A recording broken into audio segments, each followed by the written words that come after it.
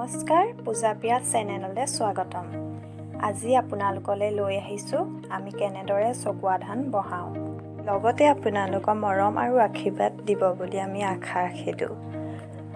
আৰু আমাৰ ভিডিঅ'টো চাই ভাল পাইছে যদি ছাবস্ক্ৰাইব কৰিবলৈ নাপাহৰিব। প্ৰথমতে আমি জুইকুৰা ধৰি ল'ম, তাৰপৰা কেৰাহীখন পাতি দিম। এয়া পানী দেখিছে, পানী দি দিম।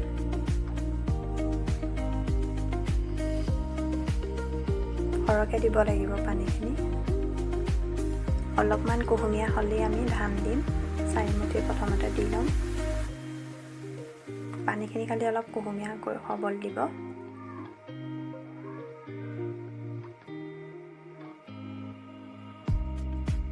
এতিয়া আমি গোটেইখিনি ঢালি দিম। তাৰপৰা ইয়াত থকা পতানখিনি আমি বাছি পেলাম। চাব, পতানখিনি ওপৰলৈ উঠি যায় দেখিছে। এনেকৈ আমি লৰাই দিম অলপ।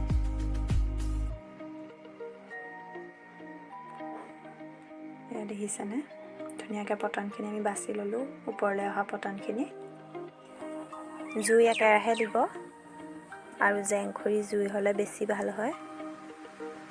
যিমানখিনি পাৰোঁ আপোনালোকক দেখুৱাইছোঁ।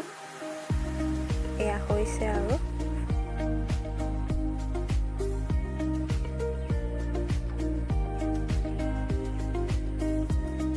চাওক, ফাটিছে। এয়া হৈ গৈছে আমাৰ। এতিয়া আমি ঢাকি দিম অলপ দেৰি, তেতিয়া ধুনীয়াকৈ ফাটি যাব। এয়া আমি খৰাহী এটালৈ কাঢ়ি ল'ম। 5 মিনিটমান থৈ দিম পানীটো নিগৰিবলৈ। এয়া ঢাৰি পাৰি থৈছোঁ আৰু ৰৌদো ধুনীয়াকৈ ওলাইছে। এতিয়া আমি অলপ অলপকৈ দি ল'ম প্ৰথমতে, তাৰপৰা মেলি দিম।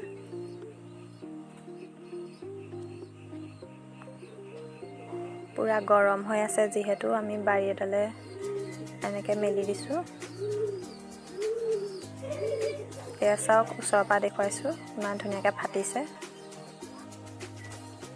একদম পাতলকৈ মেলিব লাগিব, তেতিয়া সোনকালে শুকাব।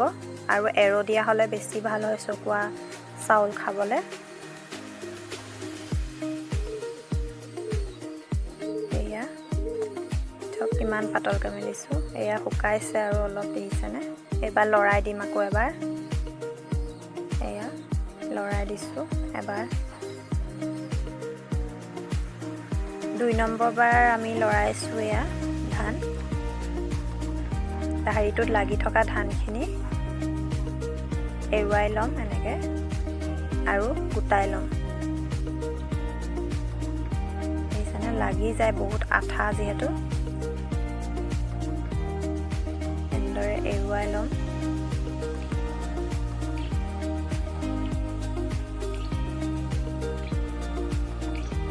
গোটাই লৈ আকৌ মেলি দিম এনেদৰে।